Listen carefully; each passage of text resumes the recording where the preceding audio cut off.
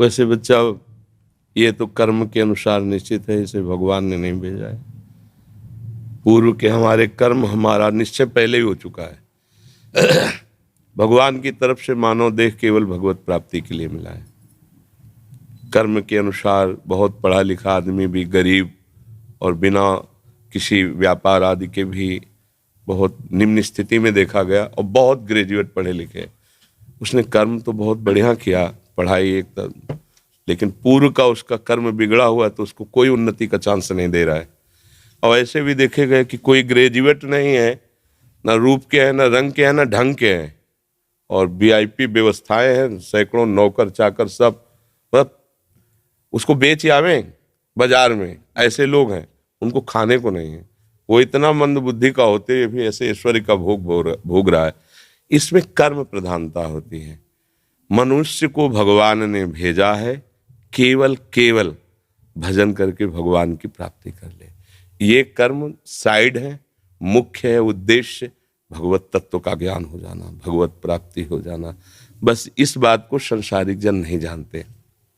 जैसे बच्चा, तुम बहुत पढ़ लिख करके आखिरी पढ़ाई जिसे कही जाती हो पढ़ लो, बहुत अच्छे पद पे चले जाओ, बहुत रुपया पैसा कमा लो, खूब भोग भोग लो, पर शरीर तो छूटेगा ना एक दिन।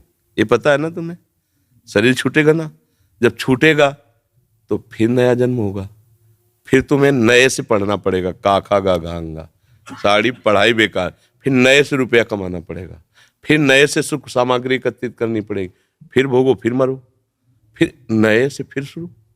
ये एक बार नहीं हुआ, करोड़ों बार हो गया है। अभी पहली बार थोड़ी आप आए हो, करोड़ों बार आज। अब की बार हमको ऐसा पढ़ाई पढ़नी है कि जहां से रुके वहीं से शुरू हो। वो है भजन। 100 बार राधा राधा बोला है और शरीर छूट जाएगा तो 99 पॉइंट से नहीं चलोगे, फिर 100 के ऊपर 1 2 3 100 प्लस, नीचे नहीं उतरना पड़ेगा। अगर आपको थोड़ा ज्ञान हुआ है तो मरने के बाद जब दूसरा जन्म होगा उसी ज्ञान से, तभी देखा जाता बालक होते हुए बड़ी बड़ी भागवतिक बुद्धि, उसका पूरा खजाना जमा है। बच्चा, जीवन का लाभ है कि राधा राधा बोलो और मन में रखो कि प्रभु मुझे ऐसा ज्ञान दो जिससे मैं आपको प्राप्त कर सकूं, और आपके इस सृष्टि में जो कर्म के अनुसार मुझे सेवा मिले उसे आपकी सेवा मान करके करूं। बस भगवान किसी को सुख या दुख कभी नहीं देते। आप सोचो, यहीं से हम तुम्हें उदाहरण देते हैं।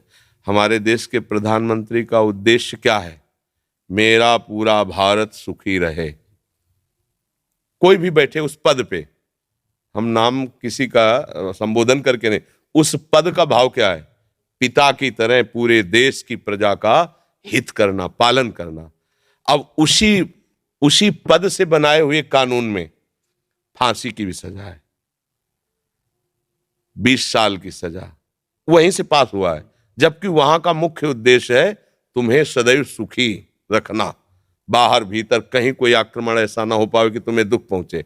पर तुमने ऐसे कर्म कर दिए कि संविधान आपको बख्शेगा नहीं। समझ गए ना? ऐसे ही हमारे भगवान कभी किसी को, वो तो नॉर्मल उदाहरण, कहाँ एक प्रकृति के अंश शरीर में फंसा हुआ जीव कोई भी हो, और कहाँ समस्त प्रकृति का ईश्वर परमात्मा, ये कृति है, उसकी रचना है। कोई भी रचना होती तो रचनाकार तो होता ही ना, इसको कहते हैं कृति, प्रकृति, तो इसका रचनाकार ईश्वर। वो इतना दयालु है, इतना दयालु है कि वो किसी को भी कष्ट नहीं दे सकते कभी भी। अब हम ऐसे कर्म कर बैठते हैं कि संविधान लागू हो जाता है। जैसे भारत का कानून संविधान है, आप अभी कुछ गलत कार्य करो तो आपको दंड मिलेगा। अगर आप 18 के नीचे हो तो दूसरा हिसाब है, ऊपर हो तो उसका दूसरा हिसाब किताब है। तो यद्यपि हमारे देश का राजा नहीं चाहता कि आपको कष्ट मिले, पर आपने कर्म ऐसे कर लिए कि अब आपको भोगना पड़ेगा। मतलब वही आपके सपोर्ट में खड़ा है और वही आपके पतन में सिद्धांत की रचना की है। तो कर्म हमारे हमको उन्नति और अवनति कराते हैं, लेकिन उन्नति और अवनति में समान भाव ये भजन दिलाता है, ये कर्म नहीं दिलाता। भजन, अगर आप भगवत भाव में हो तो आपके अंदर सुख दुखे समय कृत्वा लाभा लाभो जया जयो, जय और पराजय में, सुख और दुख में, लाभ और हानि में समान भाव रहेगा। ये स्थिति आ जाएगी और अब हमारा अगला जन्म ना हो, हम भगवान के पास जाए। जैसे अभी परसों हम कह रहे थे कि लोग कहे हमें भगवान की जरूरत क्या है, हमें नहीं चाहिए भगवत प्राप्ति भाई, हमें नहीं चाहिए तत्व ज्ञान। ठीक है, आप अमेरिका क्यों जाते हैं? अच्छा पैसा मिलेगा।